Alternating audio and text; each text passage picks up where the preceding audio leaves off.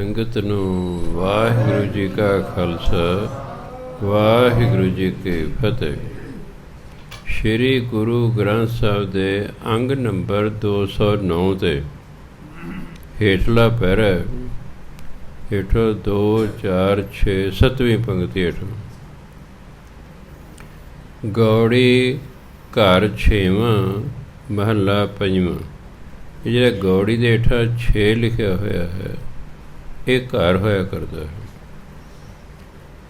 ਜੇ ਤਬਲਾ ਵਜਾਉਂਦੇ ਨੇ ਇਹ ਉਹਨਾਂ ਲਈ ਹਿੰਟ ਹੈ ਕਿ ਕਿਸ ਘਰ 'ਚ ਤਬਲਾ ਵਜਾਉਣਾ ਹੈ। ਗੌੜੀ ਘਰ 6ਵਾਂ ਮਹੱਲਾ 5ਵਾਂ। ਰਾਗ ਦਾ ਨਾਂ ਗੌੜੀ ਹੈ। ਮਹੱਲਾ 5ਵਾਂ ਦਾ ਮਤਲਬ ਪੰਚਮ ਪਾਤਸ਼ਾਹ ਦੀ ਬਾਣੀ ਹੈ। ਪਾਰ ਬ੍ਰਹਮ ਪੂਰਨ ਪਰਮੇਸ਼ਵਰ ਮਨ ਤਾਕੀ ਓਟ ਗਹੀਜੈ ਰੇ।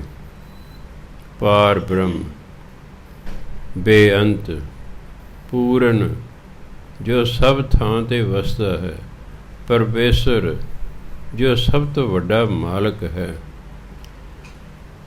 ਮਨ ਹੈ ਮਨ ਤਾਕੀ ਉਸ ਦੀ ਓਟ ਗਹੀਜੈ ਰੇ। ਗਏ ਹੁੰਦਾ ਪਕੜਨਾ। ਹੈ ਮਨ ਉਹ ਪਰਮਾਤਮਾ ਜੋ ਬੇਅੰਤ ਹੈ, ਜੋ ਪਰਿਪੂਰਨ ਹੈ, ਜੋ ਸਭ ਤੋਂ ਵੱਡਾ ਮਾਲਕ ਹੈ। ਹੈ ਮਨਾ ਤੂੰ ਉਹਦੀ ਓਟ ਪਕੜ, ਉਹਦਾ ਓਟ ਆਸਰਾ ਲੈ। ਕਿਉਂਕਿ ਜੋ ਓਟ ਆਸਰਾ ਲੈਣਾ ਫਿਰ ਸਭ ਤੋਂ ਤਕੜੇ ਦਾ ਲੈਣਾ ਚਾਹੀਦਾ, ਅਤੇ ਸਭ ਤੋਂ ਤਕੜਾ ਤਾਂ ਫਿਰ ਪਰਮਾਤਮਾ ਹੀ ਹੈ। ਉਹਦਾ ਓਟ ਆਸਰਾ ਲੈ। ਜਿਨ ਧਾਰੇ ਬ੍ਰਹਮੰਡ ਖੰਡ, ਜਿਨ ਧਾਰੇ ਬ੍ਰਹਮੰਡ ਖੰਡ ਹਰ ਤਾਕੋ ਨਾਮ ਜਪੀਜਰ। ਜਿਸ ਪਰਮਾਤਮਾ ਨੇ ਇਹ ਬ੍ਰਹਮੰਡ ਬਣਾਏ, ਖੰਡ ਇਹ ਉਦੋਂ ਛੋਟੇ ਟੁਕੜੇ ਬਣਾਏ, ਪਾ ਧਰਤੀਆਂ ਬਣਾਈਆਂ। ਹੈ ਮਨਾ ਤੂੰ ਉਸ ਦਾ ਨਾਮ ਜਪ। ਜਿਸ ਪਰਮਾਤਮਾ ਨੇ ਇਹ ਬ੍ਰਹਮੰਡ ਬਣਾਇਆ, ਖੰਡ ਬਣਾਏ ਨੇ, ਤੂੰ ਉਸ ਦਾ ਨਾਮ ਜਪ। ਉਹਦਾ ਹੀ ਓਟ ਆਸਰਾ ਲੈ ਅਤੇ ਉਸੇ ਦਾ ਹੀ ਨਾਮ ਜਪ। ਪਾਰ ਬ੍ਰਹਮ ਪੂਰਨ ਪਰਮੇਸ਼ਵਰ, ਪਾਰ ਬ੍ਰਹਮ ਪੂਰਨ ਪਰਮੇਸ਼ਵਰ, ਪਾਰ ਬ੍ਰਹਮ ਪੂਰਨ ਪਰਮੇਸ਼ਵਰ, ਪਾਰ ਬ੍ਰਹਮ ਪੂਰਨ ਪਰਮੇਸ਼ਵਰ। ਮਨ ਤਾਕੀ ਓਟ ਗਹੀਜੈ ਰੇ। ਮਨ ਤਾਕੀ ਓਟ ਗਹੀਜੈ ਰੇ। ਗਹੀਜੈ ਰੇ। ਮਨ ਤਾਕੀ ਓਟ ਗਹੀਜੈ ਰੇ। ਜਿਨ ਤਾਰੇ ਬ੍ਰਹਮੰਡ ਖੰਡ ਹਰ, ਜਿਨ ਧਾਰੇ ਬ੍ਰਹਮੰਡ ਖੰਡ ਹਰ ਰੇ। ਬ੍ਰਹਮੰਡ ਖੰਡ ਹਰ ਜਿਨ ਧਾਰੇ ਬ੍ਰਹਮੰਡ ਖੰਡ ਹਰ ਤਾਕੋ ਨਾਮ ਜਪੀਜੈ ਰੇ।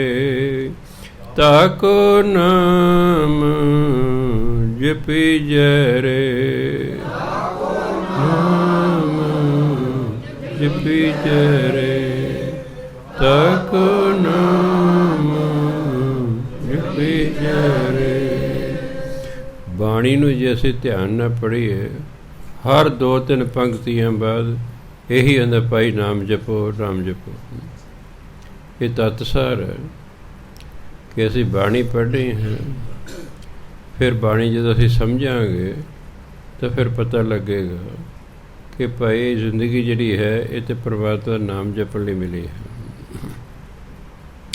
ਅੱਗੇ ਕਹਿੰਦੇ ਮਨ ਕੀ ਮਤ ਤਿਆਗੋ ਹਰ ਜਨ, ਹੁਕਮ ਬੂਝ ਸੁਖ ਪਾਈਐ। ਹੇ ਹਰੀ ਦੇ ਭਗਤੋ ਹਰ ਜਨ,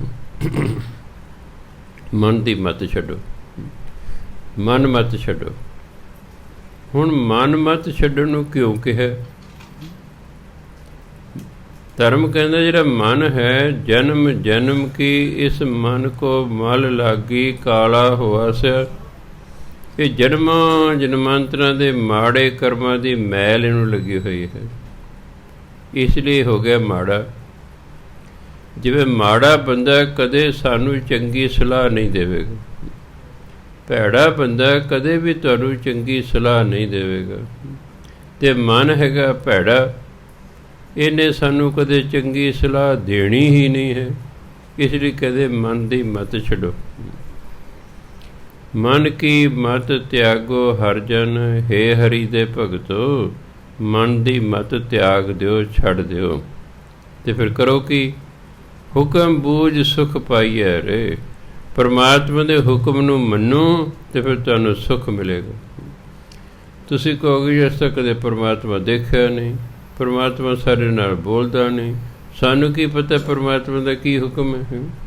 ਆ ਸਾਰੀ ਬਾਣੀ ਪਰਮਾਤਮਾ ਦਾ ਹੁਕਮ ਹੀ ਹੈ, ਸਾਰੀ ਬਾਣੀ ਪਰਮਾਤਮਾ ਦਾ ਹੁਕਮ ਹੈ। ਬਾਣੀ ਅਨੁਸਾਰ ਜੀਵਨ ਜਿਉਣਾ ਹੀ ਪਰਮਾਤਮਾ ਦੇ ਹੁਕਮ ਨੂੰ ਮੰਨਣਾ ਹੈ। ਹੁਕਮ ਬੂਝ ਸੁਖ ਪਾਈਐ ਰੇ। ਹੇ ਹਰੀ ਦੇ ਭਗਤੋ ਮਨ ਦੀ ਮਤ ਛੱਡੋ ਅਤੇ ਪਰਮਾਤਮਾ ਦੇ ਹੁਕਮ ਨੂੰ ਮੰਨੋ। ਇਹ ਤਾਂ ਬੁੱਝਣ ਤੋਂ ਮਤਲਬ ਇਹ ਨਹੀਂ ਕਿ ਸਮਝੋ, ਨਿਰਾ ਸਮਝਣ ਨਾਲ ਗੱਲ ਨਹੀਂ ਬਣਦੀ, ਮੰਨਣ ਨਾਲ ਗੱਲ ਬਣਦੀ ਹੈ। ਅਤੇ ਪਰਮਾਤਮਾ ਦੇ ਹੁਕਮ ਨੂੰ ਮੰਨੋ, ਫਿਰ ਕੀ ਮਿਲੇਗਾ? ਸੁੱਖ ਪਾਈਏ, ਫਿਰ ਤੁਹਾਨੂੰ ਸੁੱਖ ਮਿਲੇਗਾ।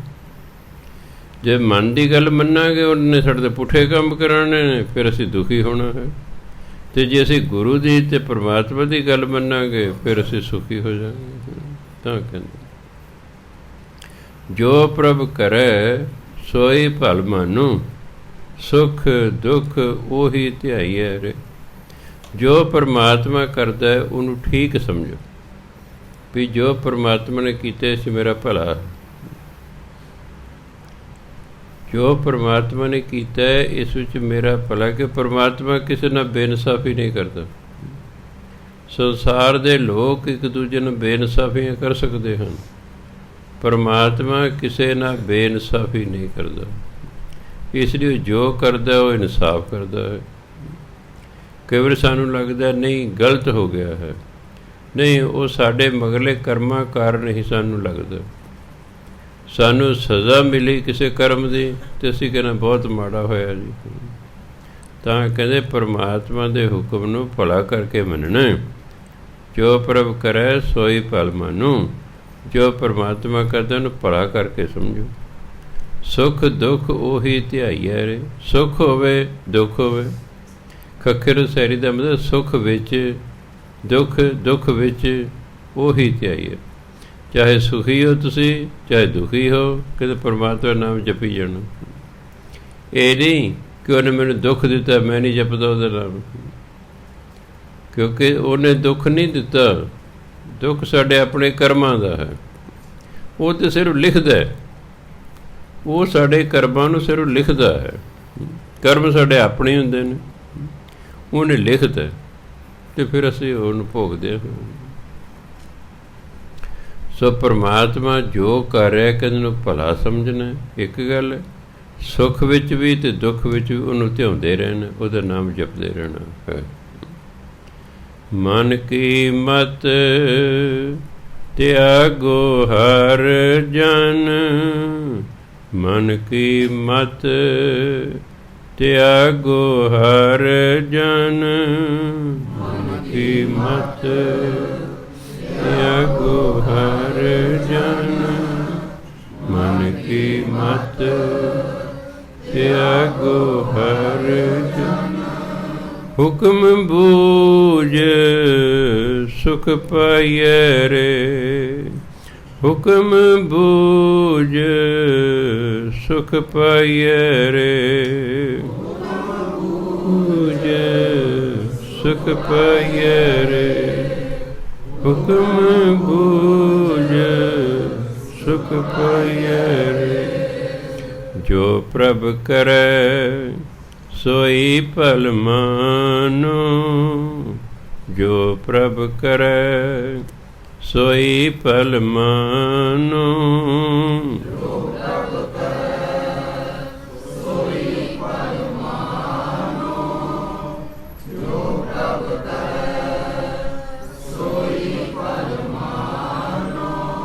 ਸੁਖ ਦੁਖ ਓਹੀ ਧਿਆਈਐ ਰੇ, ਸੁਖ ਦੁਖ ਓਹੀ ਧਿਆਈਐ ਰੇ,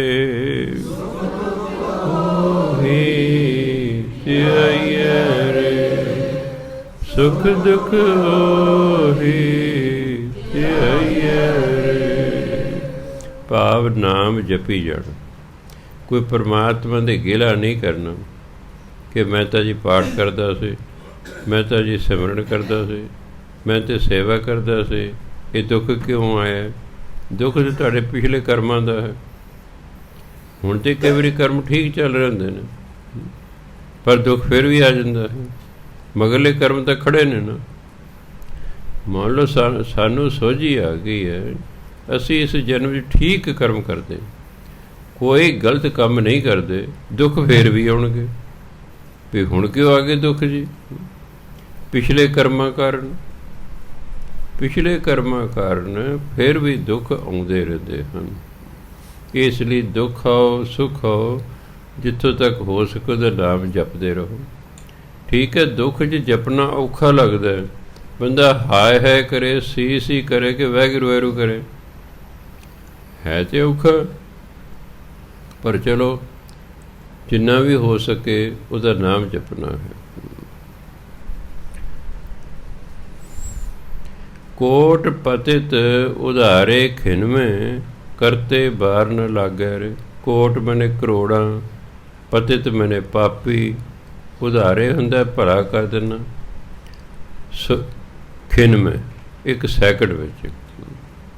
ਪਰਮਾਤਮਾ ਇੱਕ ਸੈਕਿੰਡ ਵਿੱਚ ਕਰੋੜਾਂ ਪਾਪੀਆਂ ਨੂੰ ਪਵਿੱਤਰ ਕਰ ਸਕਦਾ ਹੈ,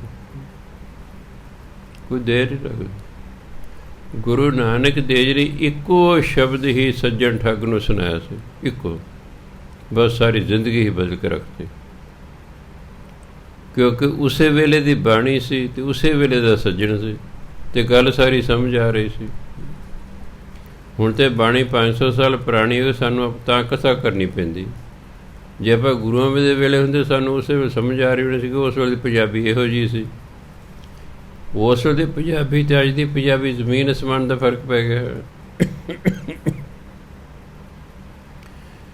ਇਸ ਕਰਕੇ ਉਸ ਵੇਲੇ ਸਮਝ ਆ ਰਹੀ ਸੀ ਸਿੱਧੀ ਸੱਜਣ ਠੱਗ ਨੂੰ ਕੀ ਗੁਰੂ ਮਹਾਰਾਜ ਕਹਿ ਰਹੇ।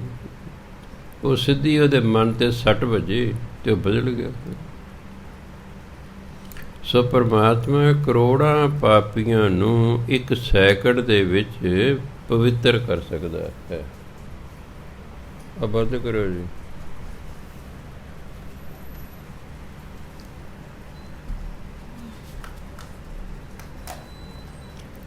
ਕਰਤੇ ਬਾਰ ਨਾ ਲਾਗੈ ਰੇ, ਕਰਤੇ ਪਰਮਾਤਮਾ ਨੂੰ, ਬਾਰ ਮੈਨੇ ਦੇਰ, ਅਤੇ ਪਰਮਾਤਮਾ ਨੂੰ ਪਾਪੀਆਂ ਨੂੰ ਪਵਿੱਤਰ ਕਰਨ 'ਚ ਦੇਰ ਵੀ ਨਹੀਂ ਲੱਗਦੀ।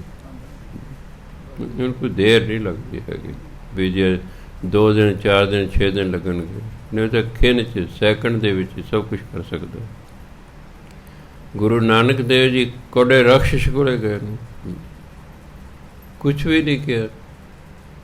ਉਹ ਲੱਗੇ ਮਰਦਾਨਾ ਨੇ ਚੱਕ ਕੇ ਕੜਾਹੀ 'ਚ ਸੁੱਟਣ, ਉਹ ਸਾਬਤ ਨੂੰ ਤਲ ਕੇ ਖਾ ਜਾ ਕਰਦਾ ਸੀ। ਬਸ ਮਗਰੋਂ ਗੁਰੂ ਨਾਨਕ ਦੇਵ ਜੀ ਪਹੁੰਚ ਗਏ। ਉਹਨੇ ਨਹੀਂ ਕਿਹਾ ਧੰਨ ਕਰਤਾਰ, ਬਸ ਧੰਨ ਕਰਤਾਰ ਕੇ ਅੱਗ ਵੀ ਬੁਝ ਗਈ, ਤੇਲ ਦਾ ਕੜਾਹਾ ਵੀ ਠੰਡਾ ਹੋ ਗਿਆ। ਉਹ ਹੱਕਾ ਬੱਕਾ ਰਹਿ ਗਿਆ, ਕੌਣ ਆ ਗਿਆ?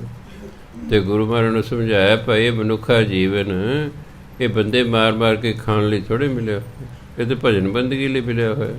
ਤੂੰ ਭਜਨ ਬੰਦਗੀ ਕਰ। ਅਤੇ ਫਿਰ ਉਹ ਮੱਧ ਪ੍ਰਦੇਸ਼ ਦੇ ਉਹਨੂੰ ਪ੍ਰਚਾਰਕ ਲਾਤਾ। ਸੱਜਣ ਠੱਗ ਨੂੰ ਮੁਲਤਾਨ ਦਾ ਪ੍ਰਚਾਰਕ ਲਾਤਾ ਸੀ, ਅਤੇ ਕੋਡੇ ਰਾਖਸ਼ ਨੂੰ ਮੱਧ ਪ੍ਰਦੇਸ਼ ਪ੍ਰਚਾਰਕ ਲਾਤਾ। ਸਿੱਖ ਧਰਮ ਦਾ ਗਿਆਨ ਦਿੱਤਾ ਅਤੇ ਪ੍ਰਚਾਰਕ ਲਾਤੇ।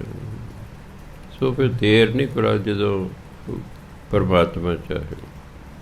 ਕੋਟ ਪਤਿਤ ਉਧਾਰੇ ਖਿਨਵੇਂ, ਕਰਤੇ ਬਾਰ ਨਾ ਲਾਗੈ ਰੇ। ਪਰਮਾਤਮਾ ਕਰੋੜਾਂ ਪਾਪੀਆਂ ਨੂੰ ਇੱਕ ਸੈਕਿੰਡ ਦੇ ਵਿੱਚ ਪਵਿੱਤਰ ਕਰ ਸਕਦਾ ਹੈ, ਅਤੇ ਉਹਨੂੰ ਇਸ ਪਵਿੱਤਰ ਕਰਕੇ ਦੇਰ ਵੀ ਨਹੀਂ ਲੱਗਣੀ। ਬਾਰ ਬਣੇ ਦੇਰ। ਦੀਨ ਦਰਦ ਦੁਖ ਭੰਜਨ ਸੁਆਮੀ, ਜਿਸ ਭਾਵੈ ਤਿਸੈ ਨਿਵਾਜੈ ਰੇ। ਪਰਮਾਤਮਾ ਜਿਹੜਾ ਹੈ ਦੀਨ ਹੁੰਦੇ, ਜੇ ਅਤੀ ਨਿਮਾਣੇ ਨਿਤਾਣੇ ਹੁੰਦੇ ਉਹਨਾਂ ਨੂੰ ਦੀਨ ਕਹਿੰਦੇ। ਪਰਮਾਤਮਾ ਦੀਨਾਂ ਦੇ ਦਰਦ ਨੂੰ, ਦੀਨਾਂ ਦੇ ਦੁੱਖ ਨੂੰ ਭੰਜਨ ਵਾਲਾ ਹੈ। ਭੰਜਨ ਦਾ ਤੋੜਨਾ, ਭਾਵ ਖਤਮ ਕਰਨ ਵਾਲਾ। ਪਰਮਾਤਮਾ ਜਿਹੜੇ ਅਤੀ ਨਿਮਾਣੇ ਨਿਤਾਣੇ ਲੋਕ ਹਨ, ਉਹਨਾਂ ਦੇ ਦੁੱਖ ਨੂੰ, ਉਹਨਾਂ ਦੇ ਦਰਦ ਨੂੰ ਕਿਤੇ ਖਤਮ ਕਰ ਦਿੰਦਾ ਹੈ। ਜਿਸ ਭਾਵੈ ਤਿਸੈ ਨਿਵਾਜੈ। ਨਿਵਾਜਣਾ ਹੁੰਦਾ ਆਦਰ ਮਾਣ ਸਤਿਕਾਰ ਦੇਣਾ, ਅਤੇ ਜਿਸ ਨੂੰ ਚਾਹੇ ਪਰਮਾਤਮਾ ਉਹਨੂੰ ਆਦਰ ਮਾਣ ਸਤਿਕਾਰ ਦੇ ਦਿੰਦਾ ਹੈ। ਜਦੋਂ ਪਰਮਾਤਮਾ ਆਦਰ ਮਾਣ ਸਤਿਕਾਰ ਦਿੰਦਾ ਤਾਂ ਸਮਾਜ ਦੇ ਵਿੱਚ ਉਹਦਾ ਆਦਰ ਮਾਣ ਸਤਿਕਾਰ ਹੋਣਾ ਸ਼ੁਰੂ ਹੋ ਜਾਂਦਾ ਹੈ। ਇਸ ਲਈ ਕੁਝ ਵੀ ਹੋ ਜਾਏ, ਪਰਮਾਤਮਾ ਅੱਗੇ ਅਰਦਾਸਾਂ ਕਰਦੇ ਰਹਿੰਦੇ ਸੱਚੇ ਪਾਤਸ਼ਾਹ ਵੀ ਤੁਸੀਂ ਆਪ ਤੇ ਬਾਣੀ 'ਚ ਲਿਖਿਆ ਵੀ ਤੁਸੀਂ ਪਾਪੀਆਂ ਨੂੰ ਪਵਿੱਤਰ ਕਰ ਸਕਦੇ ਹੋ, ਅਤੇ ਮੇਰੇ 'ਤੇ ਵੀ ਕਿਰਪਾ ਕਰੋ। ਤੁਹਾਡੇ ਲਈ ਕੀ ਔਖਾ ਹੈ? ਮੇਰੇ ਅੰਦਰ ਜੋ ਵੀ ਬੁਰਾਈ ਹੈ ਸਾਰੀ ਹੂੰਝ ਦਿਓ, ਸਾਰੀ ਸਾਫ਼ ਕਰ ਦਿਓ, ਕਿਉਂਕਿ ਬੁਰਾਈ ਖਤਮ ਹੋ ਗਈ ਤਾਂ ਹੀ ਅਸੀਂ ਪਰਮਾਤਮਾ ਦਾ ਨਾਮ ਸਹੀ ਤਰੀਕੇ ਨਾਲ ਲੈ ਸਕਦੇ ਹਾਂ। ਕੋਟ ਪਤਿਤ ਉਦਾਰੇ ਖਿਨ ਮੈਂ, ਕੋਟ ਪਤਿਤ ਉਦਾਰੇ ਖਿਨ ਮੈਂ, ਕੋਟ ਪਤਿਤ ਉਦਾਰੇ ਖਿਨ ਮੈਂ, ਕੋਟ ਪਤਿਤ ਉਦਾਰੇ ਖਿਨ ਮੈਂ। ਕਰਤੇ ਬਰ ਨ ਲਾਗੈ ਰੇ, ਕਰਤੇ ਬਰ ਨ ਲਾਗੈ ਰੇ, ਬਰ ਨ ਲਾਗੈ ਰੇ, ਬਰ ਨ ਲਾਗੈ ਰੇ। ਦੀਨ ਦਰਦ ਦੁਖ ਭੰਜਨ ਸੁਆਮੀ, ਦੀਨ ਦਰਦ ਦੁਖ ਭੰਜਨ ਸੁਆਮੀ, ਦਰਦ ਦੁਖ ਭੰਜਨ ਸੁਆਮੀ, ਦੀਨ ਦਰਦ ਦੁਖ ਭੰਜਨ ਸੁਆਮੀ। ਜਿਸ ਭਾਵੈ ਤਿਸੈ ਨਿਵਾਜੈ ਰੇ, ਜਿਸ ਭਾਵੈ ਤਿਸੈ ਨਿਵਾਜੈ ਰੇ,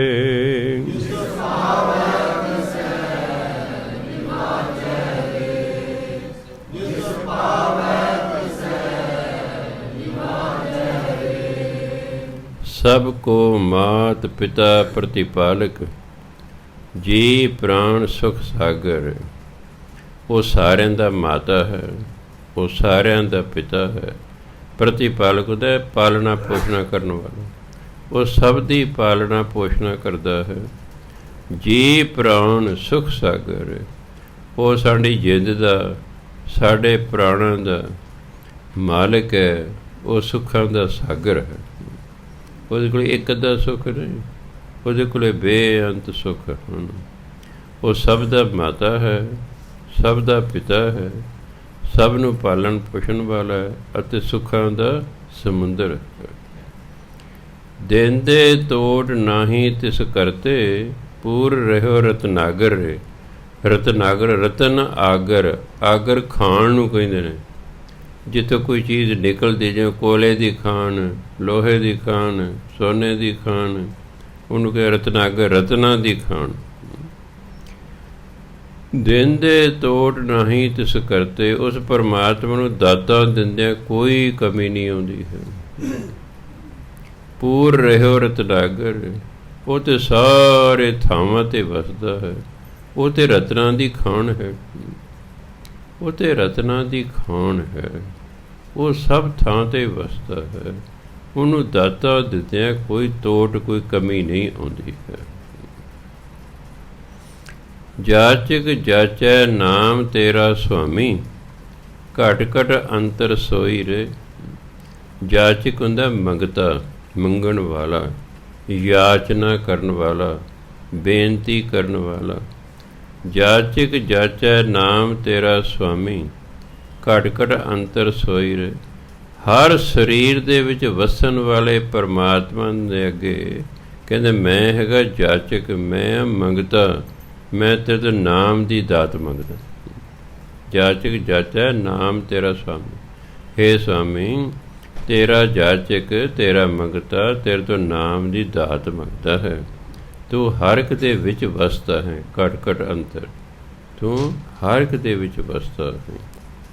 ਨਾਨਕ ਦਾਸ ਤਾਕੀ ਸ਼ਰਨਾਈ, ਜਾ ਤੇ ਬ੍ਰਿਥਾ ਨਾ ਕੋਈ ਰੇ। ਗੁਰੂ ਮਹਾਰਾਜ ਕਹਿੰਦੇ ਨਾਨਕ ਕੱਕੇ ਨੂੰ ਕਲੇ ਤੇ ਭਾਵੈ ਮੈਂ। ਗੁਰੂ ਮਹਾਰਾਜ ਕਹਿੰਦੇ ਮੈਂ ਉਸ ਪਰਮਾਤਮਾ ਦੀ ਸ਼ਰਨ 'ਚ ਹਾਂ ਜਿਸ ਤੋਂ ਕੋਈ ਖਾਲੀ ਨਹੀਂ ਜਾਂਦੇ। ਬਿਰਥਾ ਆਪਾਂ ਸਿੱਧਾ ਕਹਿੰਦੇ ਬਿਰਥਾ, ਜਿਵੇਂ ਲੈ ਫਲਾਣੇ ਦਾ ਗੇੜਾ ਤਾਂ ਬਿਰਥਾ ਹੀ ਚਲਿਆ ਗਿਆ ਹੈ, ਵੀ ਐਵੇਂ ਹੀ ਚਲਿਆ ਗਿਆ, ਕੋਈ ਫਲ ਮਿਲਿਆ ਨਹੀਂ, ਕੰਮ ਨਹੀਂ ਕੋਈ ਹੋਇਆ। ਇੱਥੇ ਬਿਰਥਾ ਤਾਂ ਮਤਲਬ ਜੋ ਪਰਮਾਤਮਾ ਦੇ ਕੋਲ ਆ ਜਾਂਦਾ ਮੰਗਤਾ ਬਣ ਕੇ, ਉਹ ਖਾਲੀ ਨਹੀਂ ਜਾਂਦਾ, ਪਰਮਾਤਮਾ ਨੂੰ ਕੁਛ ਨਾ ਕੁਛ ਦੇ ਕੇ ਮੁੜਦਾ ਹੈ। ਨਾਨਕ ਦਾਸ ਤਾਕੀ ਸ਼ਰਨਾਈ, ਗੁਰੂ ਮਹਾਰਾਜ ਕਹਿੰਦੇ ਮੈਂ ਤਾਂ ਉਸ ਦੀ ਸ਼ਰਨ ਵਿੱਚ ਹਾਂ ਜਿਸ ਤੋਂ ਕੋਈ ਖਾਲੀ ਮੁੜਦਾ ਹੀ ਨਹੀਂ ਹੈਗਾ। ਸਭ ਕੋ ਮਾਤ ਪਿਤਾ ਪ੍ਰਤਿਪਾਲਕ, ਸਭ ਕੋ ਮਾਤ ਪਿਤਾ ਪ੍ਰਤਿਪਾਲਕ, ਸਭ ਕੋ ਮਾਤ ਪਿਤਾ ਪ੍ਰਤਿਪਾਲਕ, ਸਭ ਕੋ ਮਾਤ ਪਿਤਾ ਪ੍ਰਤਿਪਾਲਕ। ਜੀ ਪ੍ਰਾਣ ਸੁਖ ਸਾਗਰ ਰੇ, ਜੀ ਪ੍ਰਾਣ ਸੁਖ ਸਾਗਰ ਰੇ, ਜੀ ਪ੍ਰਾਣ ਸੁਖ ਸਾਗਰ ਰੇ, ਜੀ ਪ੍ਰਾਣ ਸੁਖ ਸਾਗਰ ਰੇ। ਦਿਨ ਦੇ ਤੋਟ ਨਹੀਂ ਤਿਸ ਕਰਤੇ, ਦਿਨ ਦੇ ਤੋਟ ਨਹੀਂ ਤਿਸ ਕਰਤੇ, ਦਿਨ ਦੇ ਤੋਟ ਨਹੀਂ ਤਿਸ ਕਰਤੇ, ਦਿਨ ਦੇ ਤੋਟ ਨਹੀਂ ਤਿਸ ਕਰਤੇ। ਪੂਰ ਰਹਿਓ ਰਤਨਾਗਰ ਰੇ, ਪੂਰ ਰਹਿਓ ਰਤਨਾਗਰ ਰੇ, ਰਤਨਾਗਰ ਰੇ, ਪੂਰ ਰਹਿਓ ਰਤਨਾਗਰ ਰੇ। ਜਾਚਕ ਜਾਚੈ ਨਾਮ ਤੇਰਾ ਸੁਆਮੀ, ਜਾਚਕ ਜਾਚੈ ਨਾਮ ਤੇਰਾ ਸੁਆਮੀ, ਜਾਚਕ ਜਾਚੈ ਨਾਮ ਤੇਰਾ ਸੁਆਮੀ, ਜਾਚਕ ਜਾਚੈ ਨਾਮ ਤੇਰਾ ਸੁਆਮੀ। ਘਟ ਘਟ ਅੰਤਰ ਸੋਈ ਰੇ, ਘਟ ਘਟ ਅੰਤਰ ਸੋਈ ਰੇ, ਘਟ ਘਟ ਅੰਤਰ ਸੋਈ ਰੇ, ਘਟ ਘਟ ਅੰਤਰ ਸੋਈ ਰੇ। ਨਾਨਕ ਦਾਸ ਤਾਕੀ ਸ਼ਰਨਾਈ, ਨਾਨਕ ਦਾਸ ਤਾਕੀ ਸ਼ਰਨਾਈ, ਨਾਨਕ ਦਾਸ ਤਾਕੀ ਸ਼ਰਨਾਈ, ਨਾਨਕ ਦਾਸ ਤਾਕੀ ਸ਼ਰਨਾਈ। ਜਾਤੇ ਬ੍ਰਿਥਾ ਨ ਕੋਈ ਰੇ, ਜਾਤੇ ਬ੍ਰਿਥਾ ਨ ਕੋਈ ਰੇ, ਜਾਤੇ ਬ੍ਰਿਥਾ ਨ ਕੋਈ ਰੇ, ਜਾਤੇ ਬ੍ਰਿਥਾ ਨ ਕੋਈ ਰੇ। ਮੈਨੂੰ ਰੋਜ਼ ਫੋਰਨ ਕੰਟਰੀ ਤੋਂ ਕਿਸੇ ਨਾ ਕਿਸੇ ਟੈਲੀਫੋਨ ਆਉਂਦਾ, ਕਹਿੰਦੇ ਬਾਬਾ ਜੀ ਆਹ ਬੜਾ ਵਧੀਆ ਲੱਗਦਾ ਵੀ ਸਾਰੀ ਸੰਗਤ ਮਗਰ ਬੋਲਦੀ ਹੈ। ਮੈਂ ਸਾਰੇ ਸੰਗਤ ਦੇ ਨਾਲ ਸੁਸਤੀ ਵੀ ਲੈ ਜਾਂਦੀ ਹੈ, ਨਾਲੇ ਸਾਰੇ ਰਲ ਕੇ ਗਾਉਂਦੇ ਨੇ, ਗੁਰੂ ਮਹਾਰਾਜ ਦੀ ਖੁਸ਼ੀ ਹੁੰਦੀ ਹੈ।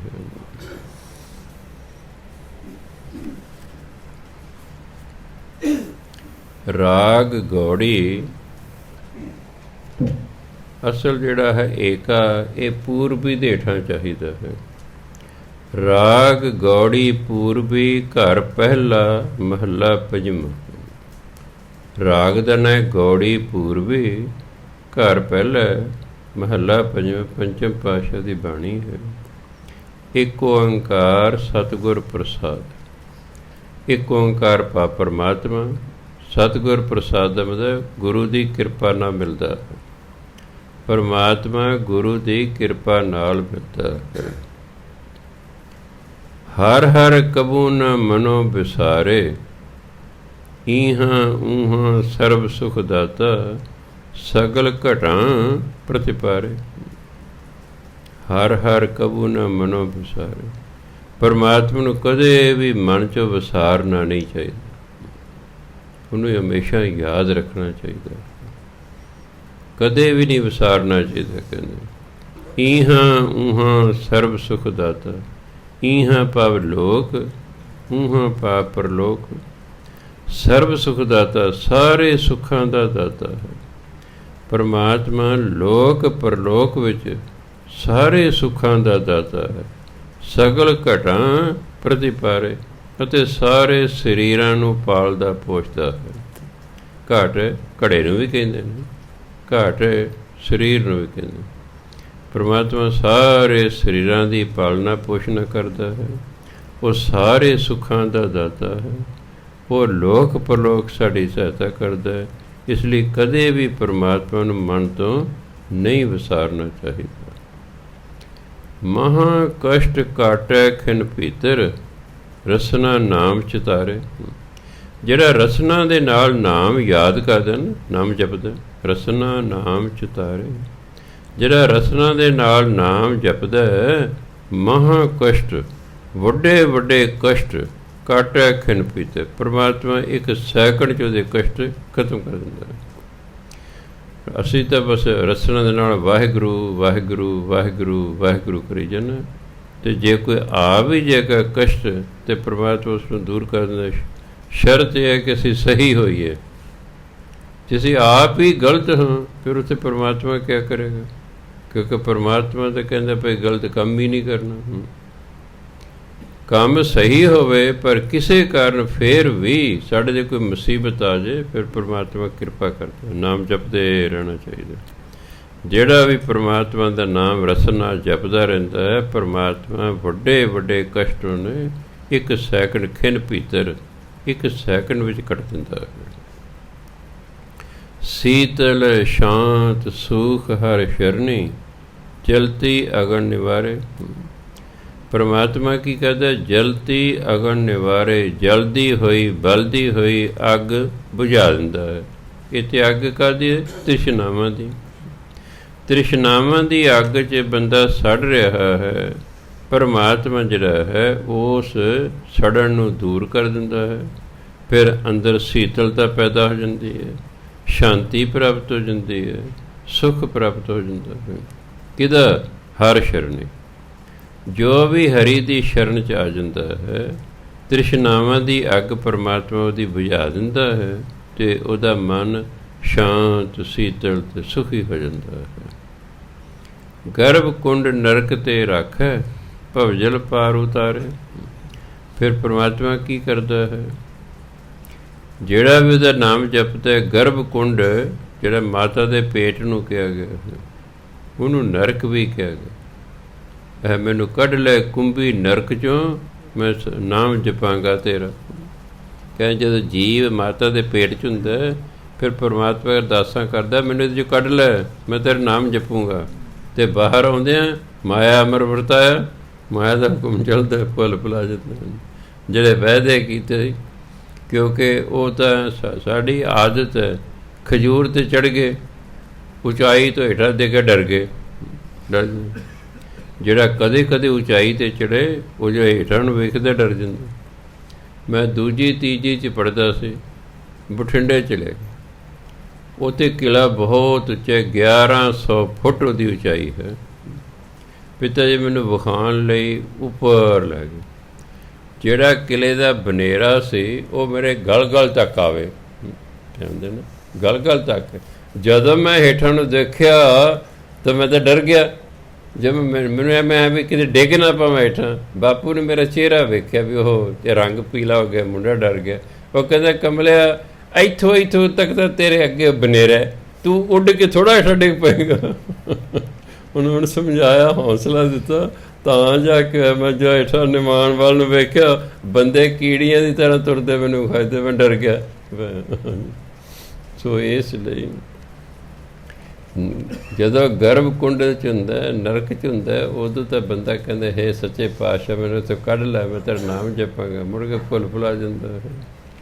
ਪਰ ਪਰਮਾਤਮਾ ਕੀ ਕਰਦਾ ਹੈ? ਗਰਭ ਕੁੰਡ ਨਰਕ 'ਤੇ ਰੱਖੈ, ਭਵਜਲ ਪਾਰ ਉਤਾਰ। ਉਹ ਮਾਤਾ ਦੇ ਜਿਹੜੇ ਪੇਟ ਦੇ ਵਿੱਚ ਨਰਕ ਦੀ ਤਰ੍ਹਾਂ ਮਨੁੱਖ ਜੀਵਨ ਭੋਗ ਰਿਹਾ ਹੈ, ਉੱਥੋਂ ਉਸਦੀ ਰੱਖਿਆ ਕਰਦਾ ਹੈ ਅਤੇ ਇਸ ਭਾਵ ਸਾਗਰ ਤੋਂ ਉਸਨੂੰ ਪਾਰ ਕਰ ਦਿੰਦਾ ਹੈ। ਕਿਸ ਨੂੰ? ਜਿਹੜਾ ਨਾਮ ਜਪਦਾ ਉਹਦਾ। ਚਰਨ ਕਮਲ ਅਰਾਧਿਤ ਮਨ ਮੈਂ, ਜਮ ਕੀ ਤਰਾਸ ਬਿਦਾਰੇ। ਜਿਹੜਾ ਪਰਮਾਤਮਾ ਦੇ ਚਰਨ ਕਮਲਾਂ ਨੂੰ ਮਨ 'ਚ ਅਰਾਧਦਾ ਰਹਿੰਦਾ ਹੈ, ਭਾਵ ਜਿਹੜਾ ਪਰਮਾਤਮਾ ਦੇ ਨਾਮ ਨੂੰ ਮਨ 'ਚ ਜਪਦਾ ਰਹਿੰਦਾ ਹੈ, ਪਰਮਾਤਮਾ ਕੀ ਕਰਦਾ? ਜਮ ਕੀ ਤਰਾਸ ਬਿਦਾਰੇ। ਤਰਾਸ ਹੁੰਦਾ ਡਰ, ਬਿਦਾਰੇ ਹੁੰਦਾ ਦੂਰ ਕਰ ਦੇਣਾ। ਪਰਮਾਤਮਾ ਜਮਾਂ ਦਾ ਡਰ ਹੀ ਦੂਰ ਕਰ ਦਿੰਦਾ ਹੈ ਕਿ ਲੈ ਪੈ ਤੈਨੂੰ ਜਮਾਂ ਤੋਂ ਡਰ ਹੀ ਨਹੀਂ ਲੱਗੇਗਾ। ਕਿਉਂ? ਕਿਉਂਕਿ ਨਾਮ ਜਪਣ ਵਾਲੇ ਨੇ ਧਰਮਰਾਜ ਦੇ ਪੇਸ਼ ਹੀ ਨਹੀਂ ਹੋਣਾ। ਨਾਮ ਜਪਣ ਵਾਲੇ ਨੂੰ ਜਮਦੂਤ ਲੈਣ ਹੀ ਨਹੀਂ ਆਉਂਦੇ। ਜਦੋਂ ਉਹਨੂੰ ਲੈਣ ਹੀ ਨਹੀਂ ਆਉਂਦੇ ਉਹਨੂੰ ਕਾਹਦਾ ਡਰ ਹੈ? ਇਸ ਲਈ ਪਰਮਾਤਮਾ ਦਾ ਜਮਦੂਤਾਂ ਦਾ ਡਰ ਹੀ ਖਤਮ ਕਰ ਦਿੰਦਾ ਹੈ। ਜਿਹੜਾ ਵੀ ਪਰਮਾਤਮਾ ਦੇ ਚਰਨ ਕਮਲਾਂ ਦੀ ਅਰਾਧਨਾ ਕਰਦਾ ਰਹਿੰਦਾ ਹੈ। ਪੂਰਨ ਪਾਰ ਬ੍ਰਹਮ ਪਰਮੇਸ਼ਰ, ਉੱਚਾ ਅਗੰਮ ਅਪਾਰੇ। ਪਰਮਾਤਮਾ ਪੂਰਨ ਤੋਂ ਭਾਵ ਇਹ ਨਹੀਂ ਕਿ ਅਧੂਰਾ ਕੋਈ ਉਹ ਪੂਰਨ ਹੈ, ਨਹੀਂ, ਜਿਹੜਾ ਸਭ ਥਾਂ 'ਤੇ ਵਸਦਾ ਹੈ ਉਹਨੂੰ ਕਹਿੰਦੇ ਪੂਰਨ। ਪਰਮਾਤਮਾ ਸਭ ਥਾਂ 'ਤੇ ਵਸਦਾ ਹੈ। ਪਾਰ ਬ੍ਰਹਮ ਹੈ, ਉਹ ਬੇਅੰਤ ਹੈ। ਪਰਮੇਸ਼ਰ ਹੈ, ਉਹ ਸਭ ਤੋਂ ਵੱਡਾ ਮਾਲਕ ਹੈ। ਉੱਚਾ ਹੈ, ਉਹ ਬਹੁਤ ਉੱਚਾ ਗੁਣਾਂ 'ਚ। ਅਗੰਮ ਹੈ, ਉਸ ਤੱਕ ਪਹੁੰਚਿਆ ਨਹੀਂ ਜਾ ਸਕਦਾ। ਅਪਾਰੇ ਹੈ, ਉਹਦਾ ਪਰਲਾ ਬੰਨੇ ਕੋਈ ਨਹੀਂ ਹੈ। ਉਹ ਪਰਮਾਤਮਾ ਜਿਹੜਾ ਪੂਰਨ ਹੈ, ਪਰਿਪੂਰਨ ਹੈ, ਜੋ ਪਾਰ ਬ੍ਰਹਮ ਹੈ, ਜੋ ਪਰਮੇਸ਼ਰ ਹੈ, ਜੋ ਬਹੁਤ ਉੱਚਾ ਹੈ। ਅਗੰਮ ਜੋ ਅਪਹੁੰਚ ਹੈ, ਜੋ ਬੇਅੰਤ ਹੈ। ਗੁਣ ਗਾਵਤ ਧਿਆਵਤ ਸੁਖ ਸਾਗਰ, ਜੂਏ ਜਨਮ ਨਾ ਹਾਰੇ। ਜਿਹੜਾ ਇਹੋ ਜਿਹੇ ਸੁੱਖਾਂ ਦੇ ਸਾਗਰ ਪਰਮਾਤਮਾ ਦਾ ਨਾਮ ਜਪਦਾ ਨਾ, ਉਹਦੇ ਗੁਣ ਗਾਉਂਦਾ ਹੈ, ਜੂਏ ਜਨਮ ਨਾ ਹਾਰੇ। ਉਹ ਮਨੁੱਖ ਆਪਣੇ ਜਨਮ ਨੂੰ ਜੂਏ 'ਚ ਨਹੀਂ ਹਾਰਦਾ, ਭਾਵ ਆਪਣੇ ਜਨਮ ਨੂੰ ਵਿਅਰਥ ਨਹੀਂ ਗਾਉਂਦਾ, ਆਪਣੇ ਜੀਵਨ ਨੂੰ ਵਿਅਰਥ ਨਹੀਂ ਗਾਉਂਦਾ। ਜੂਏ 'ਚ ਹਾਰ ਗਏ ਜਿਹੜਾ ਹੈ ਦੁਆਪਰ ਯੁੱਗ ਦੇ ਵਿੱਚ। ਦੁਆਪਰ ਯੁੱਗ ਦੇ ਵਿੱਚ ਜੂਆ ਖੇਡਿਆ ਧ੍ਰਿਤਰਾਸ਼ਟਰ ਨੇ, ਜੂਆ ਖੇਡਿਆ। ਹਾਲਾਂਕਿ ਉਹਨੂੰ ਕਹਿੰਦੇ ਜੀ ਇਹ ਧਰਮ ਪੁੱਤਰ ਹੈ।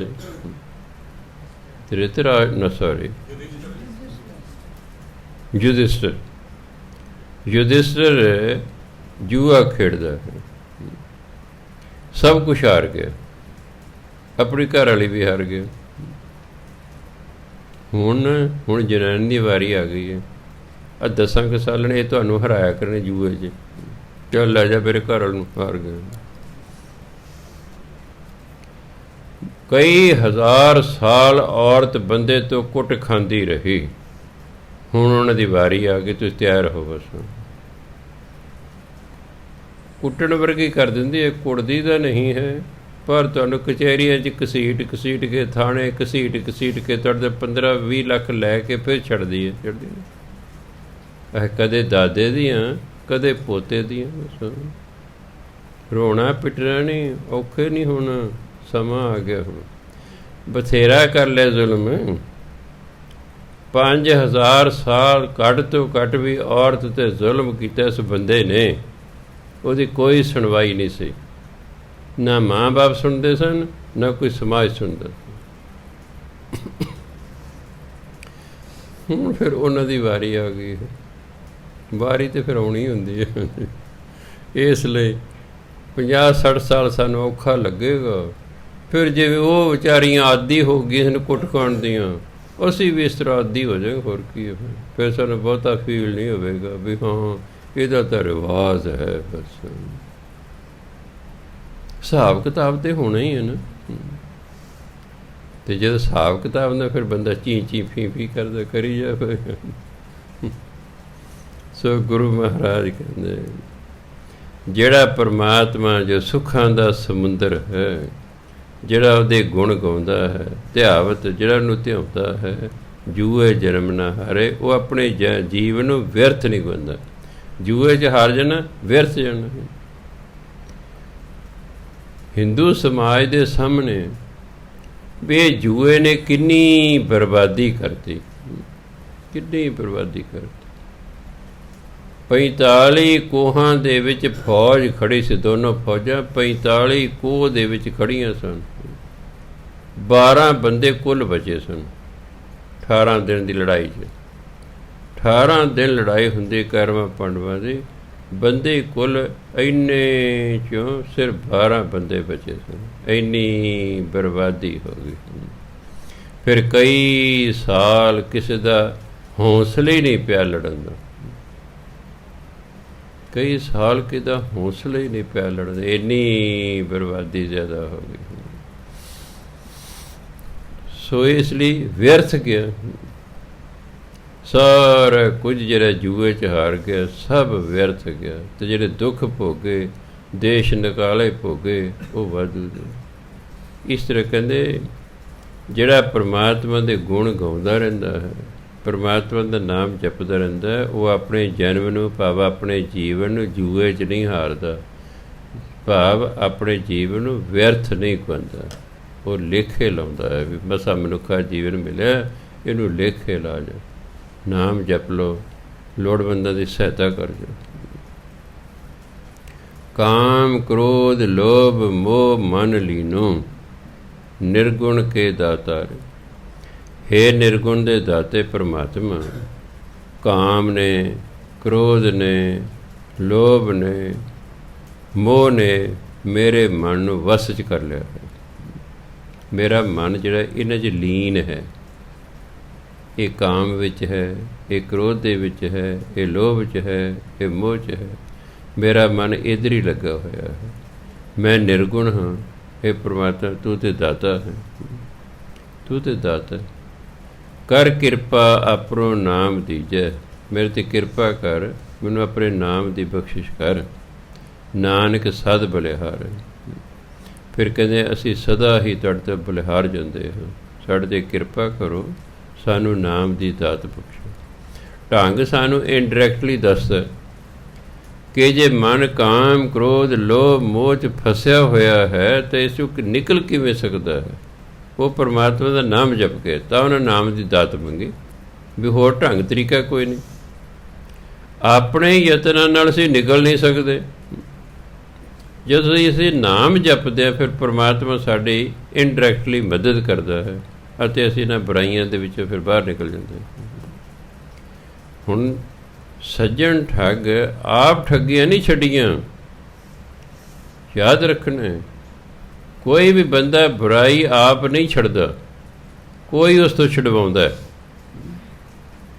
ਜੇ ਤੁਸੀਂ ਪਹਿਲਾਂ ਫਰਜ਼ ਕਰੋ ਪੀਂਦੇ ਸੀ ਤਾਂ ਕਿਸੇ ਨੇ ਤੁਹਾਡੀ ਛੁਡਵਾਈ, ਤੁਸੀਂ ਆਪ ਨਹੀਂ ਛੱਡੀ, ਕਿਸੇ ਨੇ ਤੁਹਾਨੂੰ ਕਿਹਾ। ਤੁਸੀਂ ਸਤਸੰਗ 'ਚ ਵੀ ਪਹਿਲੀ ਵਾਰੀ ਜਦੋਂ ਆਏ ਤੁਹਾਨੂੰ ਕੋਈ ਲੈ ਕੇ ਆਇਆ, ਕਿਸੇ ਨੇ ਤੁਹਾਨੂੰ ਦੱਸ ਪਾਈ, ਜਾਂ ਕੋਈ ਤੁਹਾਨੂੰ ਨਾਲ ਲੈ ਆਇਆ, ਜਾਂ ਕਿਸੇ ਨੇ ਤੁਹਾਨੂੰ ਪ੍ਰੇਰਿਆ ਵੀ ਜਾਇਆ ਕਰੋ ਭਾਈ, ਅਤੇ ਤੁਸੀਂ ਆਉਣ ਲੱਗ ਪਏ ਹੋ। ਜਦੋਂ ਕੋਈ ਬੰਦਾ ਬੁਰਾਈਆਂ 'ਚ ਫਸ ਜਾਂਦਾ ਹੈ, ਦੂਸਰਾ ਹੀ ਉਸਨੂੰ ਉਹਦੇ ਵਿੱਚੋਂ ਨਿਕਾਲਦਾ ਹੈ। ਅਤੇ ਉਹ 'ਚੋਂ ਨਿਕਲਣ ਦਾ ਕੀ ਢੰਗ ਦੱਸਿਆ? ਨਾਮ, ਪਰਮਾਤਮਾ ਦਾ। ਹੇ ਪਰਮਾਤਮਾ ਮੇਰੇ 'ਤੇ ਕਿਰਪਾ ਕਰ, ਮੈਨੂੰ ਨਾਮ ਦੀ ਦਾਤ ਬਖਸ਼, ਵੀ ਮੈਂ ਨਾਮ ਜਪਾਂਗਾ, ਫਿਰ ਮੈਂ ਇਹਨਾਂ ਬੁਰਾਈਆਂ ਦੇ ਵਿੱਚੋਂ, ਇਹ ਨਾਮ ਜਿਹੜਾ ਮੈਨੂੰ ਇਹਨਾਂ ਬੁਰਾਈਆਂ ਦੇ ਵਿੱਚੋਂ ਬਾਹਰ ਕੱਢੇਗਾ। ਰਾਗ ਗੌੜੀ ਚੇਤੀ। ਹਾਂ ਇੱਥੇ ਠੀਕ ਹੈ ਏਕਾ, ਇੱਥੇ ਚੇਤੀ ਦੇ ਹੇਠ ਏਕਾ ਪਾਇਆ, ਉੱਥੇ ਗੌੜੀ ਦੇ ਹੇਠ ਏਕਾ ਛਪ ਗਿਆ ਹੈ। ਉੱਥੇ ਚਾਹੀਦੇ ਪੂਰਬੀ ਦੇ ਹੇਠਾਂ, ਉੱਥੇ ਚਾਹੀਦੇ ਰਾਗ ਗੌੜੀ ਪੂਰਬੀ ਘਰ ਪਹਿਲਾ, ਐਸਾ ਚਾਹੀਦਾ। ਇੱਥੇ ਠੀਕ ਛਪਿਆ, ਰਾਗ ਗੌੜੀ ਚੇਤੀ ਘਰ ਪਹਿਲਾ ਮਹਿਲਾ ਪੰਜਵਾਂ, ਇੱਕ ਓਂਕਾਰ ਸਤਿਗੁਰ ਪ੍ਰਸਾਦ। ਸੁਖ ਨਾਹੀ ਰੇ ਹਰ ਭਗਤ ਬਿਨਾ, ਪੰਚਮ ਪਾਤਸ਼ਾਹ ਦੀ ਬੜੀ ਪ੍ਰਸਿੱਧ ਪੰਕਤੀ ਹੈ। ਹੁਣ ਤਤ ਸਾਰੀ ਕੱਢਦਾ, ਸੁਖ ਨਾਹੀ ਰੇ ਹਰ ਭਗਤ ਬਿਨਾ। ਹੇ ਇਨਸਾਨ, ਪਰਮਾਤਮਾ ਦੀ ਭਗਤੀ ਤੋਂ ਬਿਨਾਂ ਸੁੱਖ ਹੀ ਨਹੀਂ ਹੈ। ਤੂੰ ਸੁੱਖ ਪਦਾਰਥਾਂ 'ਚ ਭਾਲਦਾ ਹੈ, ਤੂੰ ਸੁੱਖ ਹੋਰ ਚੀਜ਼ਾਂ 'ਚੋਂ ਭਾਲਦਾ ਹੈ। ਪਰਮਾਤਮਾ ਦੀ ਭਜਨ ਬੰਦਗੀ ਤੋਂ ਬਿਨਾਂ ਸੁੱਖ ਹੈ ਹੀ ਨਹੀਂ ਹੈ। ਸੋ ਇਸ ਲਈ ਜੇ ਅਸੀਂ ਚਾਹੁੰਦੇ ਕਿ ਅਸੀਂ ਸੁਖੀ ਰਹੀਏ, ਸਾਨੂੰ ਭਜਨ ਬੰਦਗੀ ਕਰਨੀ ਪਏਗੀ। ਇਹ ਭਜਨ ਬੰਦਗੀ ਕੀ ਕਰਦੀ ਹੈ? ਇਹ ਕਿਵੇਂ ਸਾਨੂੰ ਸੁੱਖ ਦਿੰਦੀ ਹੈ? ਯਾਦ ਰੱਖਣਾ ਕਿ ਜੋ ਸਾਡੀ ਜ਼ਿੰਦਗੀ 'ਚ ਦੁੱਖ ਆ ਰਿਹਾ ਹੈ, ਇਹ ਸਾਡੇ ਪਿਛਲੇ ਕਰਮਾਂ ਕਾਰਨ ਹੈ। ਭਜਨ ਬੰਦਗੀ ਨੇ ਉਹ ਕਰਮ ਕੱਟ ਦੇਣਾ ਹੈ। ਉਂਝ ਕਿਸੇ ਵੀ ਤਰੀਕੇ ਨਾਲ ਸਾਡੇ ਕੀਤੇ ਹੋਏ ਕਰਮ ਨਹੀਂ ਕੱਟਦੇ। ਧਰਮ ਕਹਿੰਦਾ ਜੇ ਕਰਮ ਕੱਟਣੇ ਨੇ ਤਾਂ ਜਾਂ ਬਾਣੀ ਪੜ੍ਹਨੀ ਪੈਣੀ ਤੁਹਾਨੂੰ, ਜਾਂ ਨਾਮ ਜਪਣਾ ਪੈਣਾ। ਜਦੋਂ ਫਿਰ ਮਨੁੱਖ ਨਾਮ ਜਪਦਾ ਹੈ, ਉਹਦੇ ਮਗਰਲੇ ਮਾੜੇ ਕਰਮ ਕੱਟ ਜਾਂਦੇ ਨੇ, ਫਿਰ ਇਸ ਲਈ ਸੁਖੀ ਹੋ ਜਾਂਦਾ। ਉਹ ਅੱਗੇ ਤੋਂ ਚੰਗੇ ਕੰਮ ਕਰ ਹੀ ਰਿਹਾ, ਮਗਰਲੇ ਉਹਨੇ ਕੱਟ ਲਏ, ਇਸ ਲਈ ਸੁਖੀ ਹੋ ਜਾਂਦਾ। ਤਾਂ ਉਹਨੇ ਕਿਹਾ ਭਗਤੀ ਤੋਂ ਬਿਨਾਂ ਸੁੱਖ ਨਹੀਂ ਹੈ। ਠੀਕ ਹੈ, ਚੰਗੇ ਕਰਮਾਂ ਕਾਰਨ ਸੁੱਖ ਮਿਲਦਾ ਹੈ, ਇਹ 'ਚ ਕੋਈ ਸ਼ੱਕ ਨਹੀਂ ਹੈ। ਪਰ ਹੁਣ ਜਿਹੜੇ ਪਿਛਲੇ ਜਨਮ 'ਚ ਮਾੜੇ ਕਰਮ ਹੋ ਗਏ, ਉਹ ਵੀ ਤਾਂ ਭੋਗਣੇ ਪੈਣੇ ਨੇ। ਉਹ ਤਾਂ ਕੱਟਣਗੇ ਜੇ ਅਸੀਂ ਨਾਮ ਜਪਾਂਗੇ ਜਾਂ ਬਾਣੀ ਪੜਾਂਗੇ, ਨਹੀਂ ਤਾਂ ਕਰਮ ਖੜਾ, ਜਦੋਂ ਉਹਦੀ ਵਾਰੀ ਆਏਗੀ ਦੁੱਖ ਸ਼ੁਰੂ ਹੋ ਜਾਏਗਾ। ਕਈ ਵਾਰੀ ਸਭ ਕੁਝ ਠੀਕ ਚੱਲ ਰਿਹਾ ਹੁੰਦਾ, ਅਚਾਨਕ ਹੀ ਸਭ ਉਲਟ ਪੁਲਟ ਹੋ ਜਾਂਦਾ ਹੈ। ਅਲਾ ਕਹਿੰਦਾ ਜੀ ਪਹਿਲਾਂ ਸਭ ਕੁਝ ਠੀਕ ਸੀ, ਆ ਹੁਣ ਕੋਈ ਦਿਨ ਪਤਾ ਨਹੀਂ ਕੀ ਹੋ ਗਿਆ। ਹੋਇਆ ਕੁਛ ਨਹੀਂ, ਪਹਿਲਾਂ ਚੰਗੇ ਕਰਮ ਦੀ ਵਾਰੀ ਚੱਲ ਰਹੀ ਸੀ, ਸਭ ਕੁਝ ਠੀਕ ਸੀ। ਫਿਰ ਉਹ ਕਰਮ ਖਤਮ ਹੋ ਗਿਆ, ਫਿਰ ਉਹ ਮਾੜੇ ਕਰਮ ਦੀ ਵਾਰੀ ਆ ਗਈ, ਸਭ ਕੁਝ ਗੜਬੜ ਹੋ ਗਈ ਹੈ। ਸਭ ਕੁਝ ਗੜਬੜ ਹੋ ਗਈ ਹੈ। ਬੰਦੇ ਨੂੰ ਸਮਝ ਨਹੀਂ ਆਉਂਦੀ ਵੀ ਇਹ ਹੋ ਕੀ ਗਿਆ ਹੈ। ਹੋਇਆ ਕੁਛ ਨਹੀਂ, ਮਾੜੇ ਕਰਮ ਦੀ ਵਾਰੀ ਆ ਗਈ ਹੁਣ। ਅਤੇ ਜੇ ਅਸੀਂ ਨਾਮ ਜਪਦੇ ਰਹਾਂਗੇ ਤਾਂ ਮਾੜੇ ਕਰਮਾਂ ਨੂੰ ਕੱਟ ਲਾਂਗੇ। ਚੰਗੇ ਰਹਿ ਜਾਣਗੇ, ਮਾੜੇ ਕੱਟ ਜਾਣਗੇ, ਆਪੇ ਫਿਰ ਜ਼ਿੰਦਗੀ ਠੀਕ ਬੀਤਦੀ ਰਹੇਗੀ। ਤਾਂ ਉਹ ਕਹਿੰਦੇ ਨੇ ਸੁੱਖ ਨਾਹੀ ਰੇ ਹਰ ਭਗਤ ਬਿਨ, ਪਰਮਾਤਮਾ ਦੀ ਭਗਤੀ ਤੋਂ ਬਿਨਾਂ ਸੁੱਖ ਹੈ ਹੀ ਨਹੀਂ। ਜੀਤ ਜਨਮੇ ਰਤਨ ਅਮੋਲਕ, ਸਾਧ ਸੰਗਤ ਜਪ ਇੱਕ ਖਿਨ। ਇਹ ਜਿਹੜਾ ਜਨਮ ਮਨੁੱਖਾ ਜੀਵਨ ਹੈ, ਇਹ ਰਤਨ ਅਮੋਲਕ ਹੈ। ਇਹ ਬਹੁਤ ਕੀਮਤੀ ਰਤਨ ਹੈ, ਬਹੁਤ ਕੀਮਤੀ ਹੀਰੇ ਦੀ ਨਿਆਈ ਹੈ। ਕਹਿੰਦੇ ਇਸ ਜੀਵਨ ਨੂੰ ਜਿੱਤ ਲੈ, ਤੂੰ ਜੀਵਨ ਦੀ ਬਾਜ਼ੀ ਨੂੰ ਜਿੱਤ ਲੈ। ਕਿਵੇਂ ਜਿੱਤੇਗਾ? ਸਾਧ ਸੰਗਤ ਜਪ ਇੱਕ ਖਿਨ, ਪਲ ਪਲ ਹਰ ਖਿਨ ਹਰ ਸੈਕਿੰਡ ਸਾਧ ਸੰਗ ਚੱਕ ਕੇ ਤੂੰ ਪਰਮਾਤਮਾ ਦਾ ਨਾਮ ਜਪ। ਇਹ ਨਹੀਂ ਕਿ ਇੱਕ ਸੈਕਿੰਡ ਲਈ ਤੂੰ ਸਾਧ ਸੰਗ ਨਾਮ ਜਪ, ਐ ਨਹੀਂ ਸਮਝ ਲੈਣਾ। ਫਿਰ ਤਾਂ ਮੌਜ ਬੜੀ ਹੈ। ਇੱਥੇ ਆਓ, ਇੱਕ ਵਾਰੀ ਵਾਹਿਗੁਰੂ ਕਹੋ ਅਤੇ ਘਰ ਨੂੰ ਤੁਰ ਜਾਓ। ਉਹਨੇ ਤਾਂ ਕਿਹਾ ਸੀ ਨਹੀਂ, ਇੱਕ ਖਣ ਇੱਕ ਕਿਸ਼ਨ ਹਰ ਪਲ ਪਰਮਾਤਮਾ ਦਾ ਨਾਮ ਜਪਣਾ ਅਤੇ ਸਾਧ ਸੰਗਤ ਕਰਨੀ ਹੈ। ਫਿਰ ਇਹ ਮਨੁੱਖਾ ਜੀਵਨ ਦੀ ਜਿਹੜੀ ਬਾਜ਼ੀ ਹੈ, ਜੋ ਕਿ ਬਹੁਤ ਅਮੋਲਕ ਹੈ, ਜੋ ਕਿ ਰਤਨਾਂ ਦੀ ਨਿਆਈ ਕੀਮਤੀ ਹੈ ਜੀਵਨ, ਇਹ ਬਾਜ਼ੀ ਫਿਰ ਮਨੁੱਖ ਜਿੱਤ ਜਾਏਗਾ। ਸੁਖ ਨਾਹੀ ਰੇ ਹਰ ਭਗਤ ਬਿਨਾ, ਸੁਖ ਨਾਹੀ ਰੇ ਹਰ ਭਗਤ ਬਿਨਾ, ਹਰ ਭਗਤ ਬਿਨਾ, ਸੁਖ ਨਾਹੀ ਰੇ ਹਰ ਭਗਤ ਬਿਨਾ।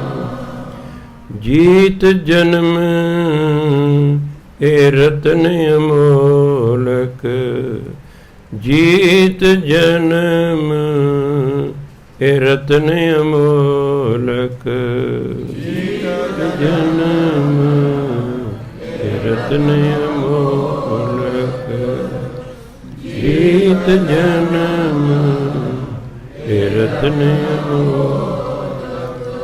ਸਾਧ ਸੰਗਤ ਜਪ ਇਕ ਖਿਨ ਸਾਧ ਸੰਗਤ ਜਪ ਇਕ ਖਿਨ ਇਕ ਖਿਨ ਸਾਧ ਸੰਗਤ ਜਪ ਇਕ ਖਿਨ। ਕਹਿੰਦੇ ਪਲ ਪਲ ਹਰ ਕਸ਼ਣ ਗੁਰੂ ਦੀ ਸੰਗਤ ਕਰੋ, ਪਰਮਾਤਮਾ ਦਾ ਨਾਮ ਜਪੋ।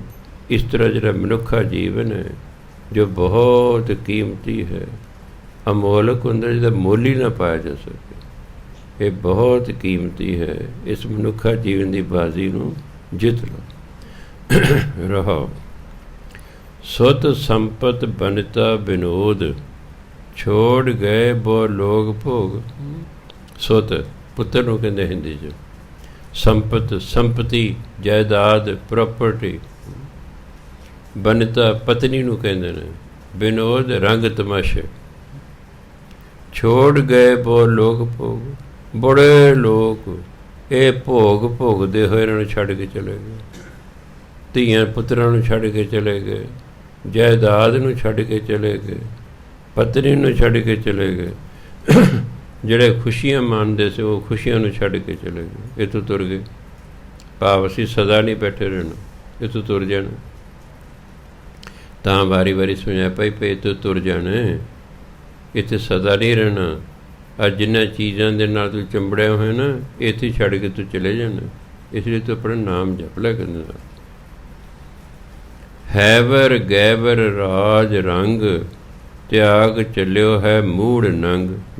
ਹੈਵਰ ਘੋੜੇ, ਗੈਵਰ ਹਾਥੀ, ਰਾਜ ਰੰਗ ਰਾਜ ਦੀਆਂ ਮੌਜਾਂ, ਤਿਆਗ ਚੱਲਿਓ ਹੈ ਮੂੜ ਨੰਗ। ਮੂੜ ਬਣੇ ਮੂਰਖ, ਨੰਗ ਭਾਵ ਨੰਗਾ ਭਾਵ ਖਾਲੀ ਹੱਥ। ਇਹ ਮੂਰਖ ਜਿਹੜਾ ਹੈ, ਘੋੜੇ ਨੇ ਦੇ ਕੋਲੇ, ਹਾਥੀ ਨੇ ਦੇ ਕੋਲੇ, ਰਾਜ ਦੀਆਂ ਮੌਜਾਂ ਨੇ ਦੇ ਕੋਲੇ, ਪਰ ਅਖੀਰ ਨੂੰ ਸਭ ਕੁਝ ਛੱਡ ਕੇ ਨੰਗਾ ਚਲਿਆ ਜਾਂਦਾ ਹੈ। ਪਾ ਕੁਛ ਵੀ ਨਹੀਂ ਨਾਲ ਲੈ ਕੇ ਜਾਂਦਾ, ਖਾਲੀ ਹੱਥ। ਨਾਂਗੋ ਆਇਓ ਨਾਂਗ ਸਿਧਾਸੀ। ਇਹ ਖਾਲੀ ਹੱਥ ਆਇਆ, ਖਾਲੀ ਹੱਥ ਇਸ ਨੇ ਮੁੜ ਜਾਣਾ, ਕੁਛ ਨਾਲ ਨਹੀਂ ਲੈ ਕੇ ਜਾਣਾ। ਵਾਰੀ ਵਾਰੀ ਸਮਝਾ ਰਹੇ ਨੇ। ਇਹ ਨਾ ਇਹ ਜਿਹਾ ਨਾ ਹੋਵੇ ਕਿ ਤੁਸੀਂ ਆਵਾਜਾਈ ਦੇ ਸਾਧਨਾਂ ਦਾ ਆਨੰਦ ਮਾਣਦੇ ਰਹਿ ਜਾਓ, ਰਾਜ ਰੰਗ ਮਾਣਦੇ ਰਹਿ ਜਾਓ, ਸਭ ਕੁਛ ਇੱਕ ਦਿਨ ਤੋਂ ਛੱਡ ਕੇ ਚਲੇ ਜਾਣਾ। ਅਤੇ ਜਦੋਂ ਇਹ ਗਿਆਨ ਹੋਏਗਾ ਫਿਰ ਬੰਦਾ ਠੀਕ ਤਰੀਕੇ ਨਾਲ ਰਾਜ ਕਰੇਗਾ, ਫਿਰ ਉਹ ਰਾਜ ਵੀ ਠੀਕ ਤਰੀਕੇ ਨਾਲ ਕਰੇਗਾ। ਸੰਸਾਰ 'ਚ ਮੇਰਾ ਇੱਕੋ ਇੱਕ ਰਾਜਾ ਹੈ, ਮਹਾਰਾਜਾ ਰਣਜੀਤ ਸਿੰਘ, ਜਿਹਦੀ ਕੌਮ ਬਰਸੀ ਮਨਾਉਂਦੀ। ਨਹੀਂ ਤੇ ਵੱਡੇ ਵੱਡੇ ਰਾਜੇ ਮਹਾਰਾਜਾ ਆ ਕੇ ਚਲੇ ਗਏ, ਕੋਈ ਨਹੀਂ ਕਿਸੇ ਨੂੰ ਪੁੱਛਦਾ ਹੈ, ਕੋਈ ਕਿਸੇ ਜਨਮ ਦਿਨ ਨਹੀਂ ਮਨਾਉਂਦਾ, ਕੋਈ ਕਿਸੇ ਦੀ ਬਰਸੀ ਨਹੀਂ ਮਨਾਉਂਦਾ। ਜੇ ਉਹ ਵਧੀਆ ਰਾਜ ਕਰਕੇ ਗਿਆ ਅਤੇ ਤਾਂ ਹੀ ਫਿਰ ਉਹਦੀ ਬਰਸੀ ਮਨਾਉਂਦੇ। ਅਗਲੇ ਜਾ ਕੇ ਬਰਸੀ ਮਨਾਉਣ ਲਈ ਪਾਕਿਸਤਾਨ ਅਗਲੇ ਨੂੰ ਜਾਣਾ ਪੈਂਦਾ, ਉੱਥੇ ਜਾ ਕੇ ਬਰਸੀ ਮਨਾਉਂਦੇ ਨੇ। ਸੋ ਜਦੋਂ ਪਤਾ ਹੋਵੇ ਕਿ ਮੈਂ ਸਦਾ ਨਹੀਂ ਰਹਿਣਾ, ਮੇਰਾ ਰਾਜ ਸਦਾ ਨਹੀਂ ਰਹਿਣਾ, ਮੈਂ ਆਪ ਸਦਾ ਨਹੀਂ ਰਹਿਣਾ, ਫਿਰ ਉਹ ਜਿੰਨਾ ਸਮਾਂ ਵੀ ਹੈ ਉਹ ਠੀਕ ਤਰੀਕੇ ਨਾਲ ਚੱਲਦਾ ਫਿਰਦਾ। ਚੋਆ ਚੰਦਨ ਦੇ ਫੂਲਿਆ ਸੋ ਤਨ ਧਰ ਸੰਗ ਰੂਲਿਆ। ਚੋਆ ਸੈਂਟ ਨੂੰ ਕਹਿੰਦੇ ਨੇ, ਤੁਸੀਂ ਸੈਂਟ ਛਿੜਕਦੇ ਹੋ, ਹਾਂਜੀ, ਕੱਪੜਿਆਂ 'ਤੇ ਲਾਉਂਦੇ ਹੋ ਵੀ ਸੁਗੰਧੀ ਆਵੇ, ਚੰਦਨ ਦਾ ਲੇਪ ਕਰਦੇ ਨੇ। ਦੇ ਫੂਲਿਆ, ਫਿਰ ਹੰਕਾਰ ਕਰਦਾ ਬੰਦਾ, ਫਿਰ ਹੰਕਾਰ ਕਰਦਾ, ਇਹਨਾਂ ਲਾਉਂਦਾ ਹੈ, ਫਿਰ ਸਰੀਰ ਨੂੰ ਵੇਖਦਾ, ਕਦੇ ਸ਼ੀਸ਼ੇ ਦੇ ਅੱਗੇ ਉਹ ਨੇੜੇ ਹੋ ਕੇ, ਕਦੇ ਦੂਰ ਹੋ ਕੇ, ਕਦੇ ਨੇੜੇ ਹੋ ਕੇ ਵੇਖਦੇ ਅਸੀਂ, ਕਦੇ ਹਟ ਕੇ ਵੇਖਦੇ। ਕਈ ਵਾਰੀ ਕਈਆਂ ਨੇ ਦੋ ਦੋ ਪਿਛਲੇ ਪਾਸੇ ਵੀ ਲਾਏ ਹੁੰਦੇ ਨੇ ਵੀ ਅੱਗੋਂ ਤਾਂ ਦਿਸ ਰਿਹਾ ਹੈਗਾ, ਅਤੇ ਕੱਪੜੇ ਜਾਂ ਵਾਲ ਜਾਂ ਜੋ ਕੁਛ ਪਿਛਲੇ ਪਾਸੇ ਤੋਂ ਦਿਸ ਨਹੀਂ ਰਹੇ। ਵੈਸੇ ਮਾੜੀ ਗੱਲ ਨਹੀਂ ਹੈ ਵੀ ਸਭ, ਜੇ ਅਗਲੇ ਪਾਸੇ ਅਸੀਂ ਠੀਕ ਸੋਹਣੇ ਦਿਸ ਰਹੇ ਤਾਂ ਮਗਰਲੇ ਪਾਸੇ ਵੀ ਸੋਹਣਾ ਦਿਸਣਾ ਚਾਹੀਦਾ। ਕਈ ਵਾਰੀ ਪੱਗ ਦਾ ਮਗਰਲਾ ਲਾੜ ਜਿਹੜਾ ਵਿੱਚ ਟੁੰਗਿਆ ਹੁੰਦਾ ਉਹੀ ਨਹੀਂ ਸਹੀ ਹੁੰਦਾ, ਘਿਓ ਦਿਸਦਾ ਨਹੀਂ ਮਗਰ, ਜਾਂ ਫਿਰ ਇੱਕ ਸ਼ੀਸ਼ਾ ਐ ਤੇ ਇੱਕ ਸ਼ੀਸ਼ਾ ਇੱਥੇ ਹੱਥ ਪੜ੍ਹ ਕੇ ਫਿਰ ਵੇਖਣਾ ਪੈਂਦਾ ਮਗਰਲਾ ਹਿੱਸਾ। ਸੋ ਕਈਆਂ ਦੇ ਮੈਂ ਘਰਾਂ ਦੇਖਿਆ 2-2 ਸ਼ੀਸ਼ੇ ਲੱਗੇ, ਸਾਹਮਣੇ ਵੀ ਪਿੱਛੇ ਵੀ, ਕਿਉਂਕਿ ਜਿਹੜਾ 3 ਫੁੱਟ ਦਾ ਸ਼ੀਸ਼ਾ ਹੁੰਦਾ ਉਸ 'ਚ 6 ਫੁੱਟ ਦਾ ਬੰਦਾ ਨਹੀਂ ਦਿਸਦਾ। ਜੇ ਪੂਰਾ ਬੰਦਾ ਵੇਖਣਾ ਤਾਂ ਸਾਨੂੰ ਸ਼ੀਸ਼ਾ ਵੀ ਵੱਡਾ ਲਾਉਣਾ ਪੈਂਦਾ। ਖੈਰ, ਕਹਿਣ ਦਾ ਭਾਵ ਹੈ ਕਿ ਮਨੁੱਖ ਇਹ ਸੈਂਟ ਲਾਉਂਦਾ, ਚੰਦਨ ਲਾਉਂਦਾ, ਫਿਰ ਹਉਮੈ ਕਰਦਾ ਹੈ ਵੀ ਮੈਂ ਬਹੁਤ ਅਮੀਰ ਹਾਂ, ਮੈਂ ਬਹੁਤ ਸੁੰਦਰ ਹਾਂ, ਮੇਰੇ 'ਚ ਖੁਸ਼ਬੂ ਆ ਰਹੀ ਹੈ, ਇਹਨਾਂ 'ਚ ਤਾਂ ਮੁਸ਼ਕ ਆਉਂਦੀ ਹੈ।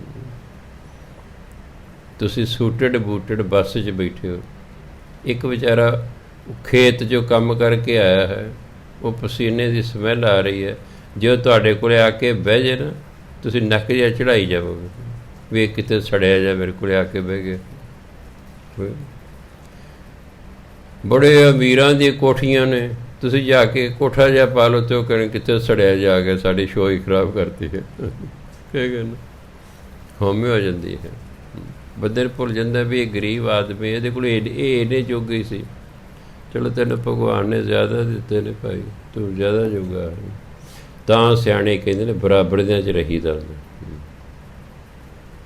ਜੇ ਤੁਸੀਂ ਗਰੀਬ ਹੋ, ਬਹੁਤੇ ਅਮੀਰਾਂ 'ਚ ਨਾ ਰਹੋ, ਉਹ ਤੁਹਾਡੇ ਨਾਲ ਵਰਤਣਗੇ ਹੀ ਨਹੀਂ। ਬਹੁਤੇ ਅਮੀਰ ਜਿਹੜੇ ਨੇ ਉਹ ਗਰੀਬਾਂ ਨਾਲ ਵਰਤਦੇ ਹੀ ਨਹੀਂ, ਉਹਨੂੰ ਤੁਹਾਨੂੰ ਚੱਜ ਨਾਲ ਬੁਲਾਉਣਾ ਹੀ ਨਹੀਂ। ਤੁਹਾਡਾ ਘਰ ਵੇਖ ਕੇ ਉਹਨੂੰ ਚਿੜ ਆਏਗੀ ਵੀ ਕਿੱਥੇ ਆ ਕੇ ਸਾਡੀ ਸ਼ੋਅ ਖਰਾਬ ਕਰਦੀ ਹੈ, ਅਤੇ ਤੁਸੀਂ ਵੇਖ ਕੇ ਹਾਏ ਹੋਏ ਮੇਰੀ ਵੀ ਇਹੋ ਜਿਹੀ ਕੋਠੀ ਹੁੰਦੀ ਹੈ। ਦੋਨੋਂ ਹੀ ਸੁਖੀ ਨਹੀਂ ਰਹਿੰਦੇ। ਇਸ ਲਈ ਸਿਆਣੇ ਕਹਿੰਦੇ ਨੇ ਬਰਾਬਰਦਿਆਂ 'ਚ ਹੀ ਰਹੀਦਾ ਹੁੰਦਾ। ਬਰਾਬਰ ਕਈ ਕਹਿਣਗੇ ਜੀ ਹਰੀਜਨ ਜਿਹੜੇ ਇਹਨਾਂ ਦੀ ਅੱਡ ਬਸਤੀ ਹੈ ਜੀ, ਮੈਂ ਨਹੀਂ ਯਾਰ, ਉਹ ਗਰੀਬ ਤਬਕਾ ਹੈ। ਗਰੀਬ ਰਹਿ ਰਹੇ ਨੇ, ਸੰਤੁਸ਼ਟ ਨੇ, ਉਹ ਆਪਣਾ ਸੰਤੁਸ਼ਟ ਨੇ, ਕਿਉਂਕਿ ਇੱਕੋ ਜਿਹੇ ਨੇ ਸਾਰੇ।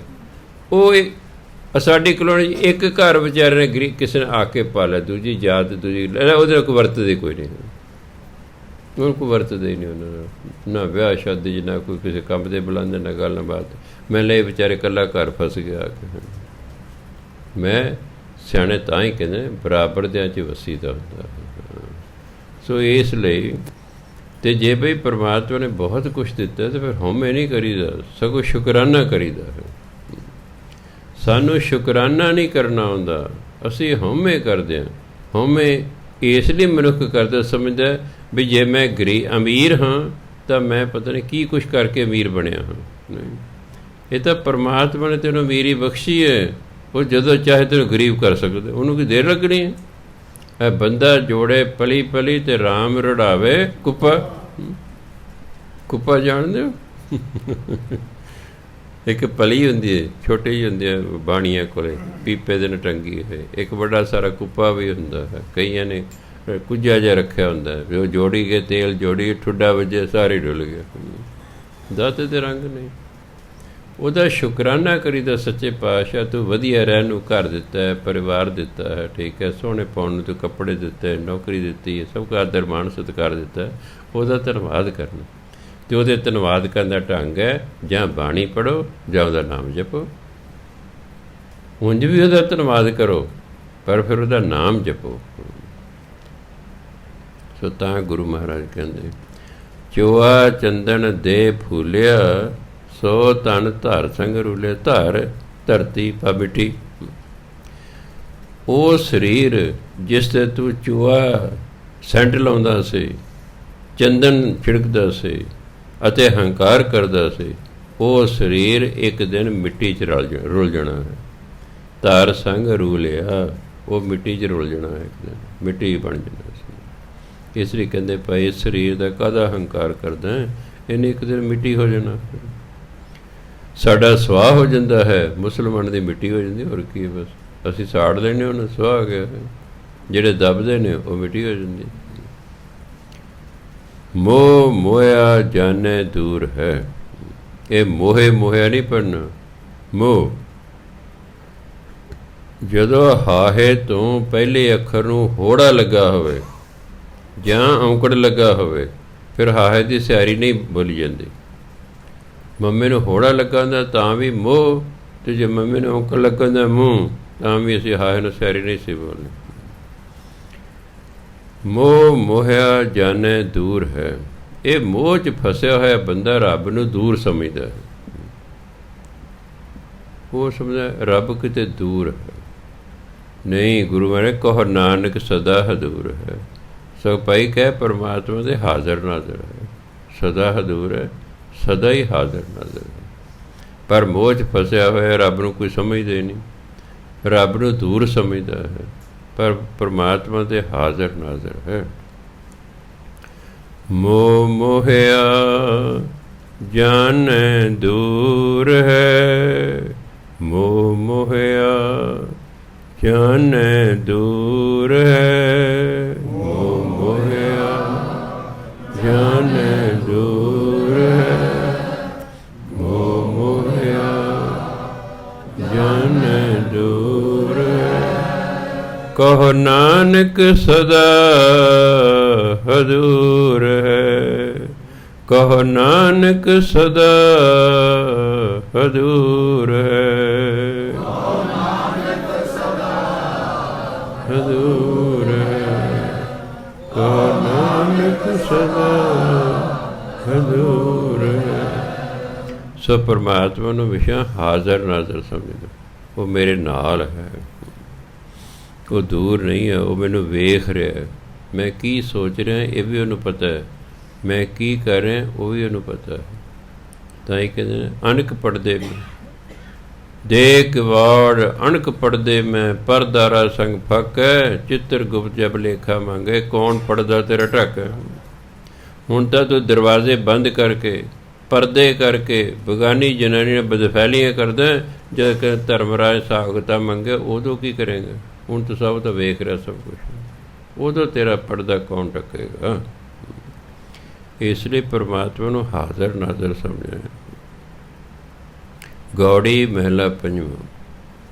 ਮਨ ਧਰ ਤਰਬੇ ਹਰ ਨਾਮ ਨੂੰ। ਧਰ ਹੁੰਦਾ ਓਟ ਆਸਰਾ, ਤਰਬੇ ਹੁੰਦਾ ਤਰਨ ਲਈ। ਹੇ ਇਨਸਾਨ, ਹੇ ਮਨ, ਤੂੰ ਇਸ ਭਾਵ ਸਾਗਰ ਨੂੰ ਤਰਨ ਲਈ ਪਰਮਾਤਮਾ ਦੇ ਨਾਮ ਦਾ ਓਟ ਆਸਰਾ ਲੈ। ਧਰ ਓਟ ਆਸਰਾ, ਤਰਬੇ ਤਰਨ ਲਈ। ਇਸ ਸੰਸਾਰ ਸਮੁੰਦਰ ਨੂੰ ਤਰਨ ਲਈ ਹੇ ਮਨਾ ਤੂੰ ਹਰੀ ਦੇ ਨਾਮ ਦਾ ਓਟ ਆਸਰਾ ਲੈ। ਸਾਗਰ ਲਹਿਰ ਸੰਸਾ ਸੰਸਾਰ, ਗੁਰ ਬੋਹਿਤ ਪਾਰ ਗ੍ਰਾਮ ਨੂੰ। ਇਹ ਜਿਹੜਾ ਸੰਸਾਰ ਹੈ, ਇਹ ਤਾਂ ਐਂ ਸਮਝੋ ਵੀ ਇਹ ਸਮੁੰਦਰ ਹੈ, ਸਾਗਰ ਹੈ। ਇਹ 'ਚ ਜਿਹੜੀ ਲਹਿਰਾਂ ਨੇ ਸੰਸੇ ਦੀਆਂ ਨੇ। ਸੰਸਾ ਰਹਿੰਦਾ, ਸੰਸੇ ਦਾ ਅਰਥ ਡਰ ਵੀ ਹੈ ਅਤੇ ਸੰਸੇ ਦਾ ਅਰਥ ਡਾਊਟ ਵੀ ਹੈ। ਮਨੁੱਖ ਡਰ ਦੇ ਅਧੀਨ ਹੈ, ਮਨੁੱਖ ਸ਼ੰਕਿਆਂ ਦੇ ਅਧੀਨ ਹੈ, ਮਨੁੱਖ ਨੂੰ ਕੋਈ ਨਾ ਕੋਈ ਸੰਸਾ ਲੱਗਾ ਰਹਿੰਦਾ ਹੈ। ਇਹ ਜਿਹੜਾ ਹੈ, ਇਹ ਸੰਸਾਰ ਸੰਸਿਆਂ ਦਾ ਸਮੁੰਦਰ ਹੈ। ਗੁਰ ਬੋਹਿਤ ਪਾਰ ਗ੍ਰਾਮ ਨੂੰ। ਗੁਰੂ ਕੀ ਹੈ? ਇਹ ਜਹਾਜ਼ ਹੈ। ਪਾਰ ਗ੍ਰਾਮ ਨੂੰ ਪਰਲੇ ਪਾਸੇ ਲਾਉਣ ਵਾਲਾ। ਅਤੇ ਗੁਰੂ ਮਹਾਰਾਜ ਜਿਹੜਾ ਮਨੁੱਖ ਨੂੰ ਇਸ ਸੰਸਾਰ ਸਮੁੰਦਰ ਤੋਂ ਪਰਲੇ ਪਾਸੇ ਲਾਉਣ ਵਾਲਾ ਜਹਾਜ਼ ਹੈ। ਸੋ ਗੁਰੂ ਮਹਾਰਾਜ ਦਾ ਓਟ ਆਸਰਾ ਲੈਣਾ, ਤਾਂ ਹੀ ਅਸੀਂ ਇਹਨਾਂ ਸੰਸਾਰਾਂ ਦੇ ਸੰਸਾਰ ਨੂੰ ਟੱਪ ਸਕਦੇ ਹਾਂ।